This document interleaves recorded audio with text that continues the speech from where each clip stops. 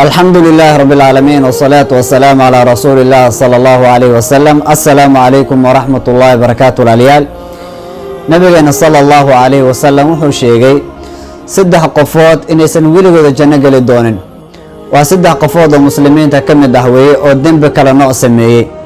سدح دان قفوت الجنة ويلغودا إسان قلين ونبي وشي صلى الله عليه وسلم مثل كوادوحو يحي وقف ديوث ديوثكن وحالي هذا نبي تلمام عليه الصلاة والسلام وشرحي وقف رالي كأه دتك مسؤولك وكيهي حماتي معاصد عن كإلالين أنا نكرهبين أو وناجا عن فرين وحمات عن كرهبين أو عن كرهبين معاصد أصيغ برالي كوهوي قبليه معاصد سميناي عرورتي معاصد سميناي حاسكسي زوجي معاصد وذا سميناي قروا أصيغ رالي وكيهي كمرهواي كاس أو كان النبي صلى الله عليه وسلم وحو يري diyuuth way jannana gali may kaas oo kale qofka qaraabadiis iyo dadkii mas'uul ka yahay xumaanta aan ka reebeenin kaas diyuuth way kaasna janna gali may nabi sallallahu alayhi wasallam qofka labaadna nabi sallallahu alayhi wasallam uu tilmaam wuxuu yahay waa haweeneyda oo rag isku ekeysisay way waa qof dumar ah ilaahay wuxuu ka dhigay dumar ayuu ka dhigay markuu uumaay dumarnimadeeda kuma qanacsan rag isku ekeysisa xagga hadalkeeda si rag ay u hadashaa labiska ay labisatay waxay u labistaa sidii rag socodka ay socoto waxay u socotaa sidii rag waxay isku ekeysiisaa isku shabahdaa rag isku ekeysiisaa taas oo kale nabi sallallahu alayhi wasallam wuxuu yiri weligeeda janno gali mayso nabi sallallahu alayhi wasallam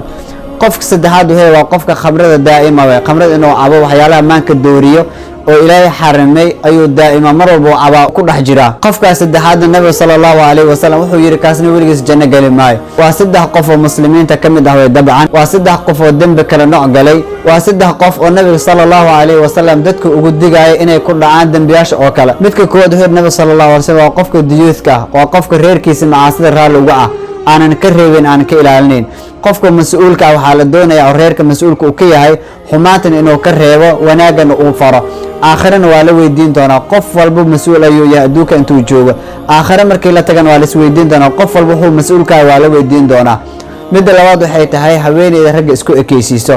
ilaahay wuxuu ka dhigay qof dumar ah ilaahay wuxuu ka dhigay qof qiimo badan qof sharaf badan inaad rag isku ekeysiso ma ahan waa inaad ku qanacdaa dumarnimadaada sidoo kale nabi sallallahu alayhi wasallam wuxuu yiri ilaahay ha lacnado qofka dumarka ah oo isku ekeysisay rag isku ekeysisay ilaahay ha lacnado lacnad ayaa ku socota qofkaas oo kale midda saddexaadna waxay tahay qofka daa'im waxyaalaha maanka doorey khamrada iyo wixii la mid ah marka waa saddex dambe oo nabiga sallallahu alayhi wasallam uu tilmaamay qofkii ku dhaco ama ku jiro inuusan janno galaynin marka aan iska ilaalino waa saddex dambe aad u qaab daran way aadna khatiir u ah salaamu alaykum wa rahmatullahi wa barakatuh.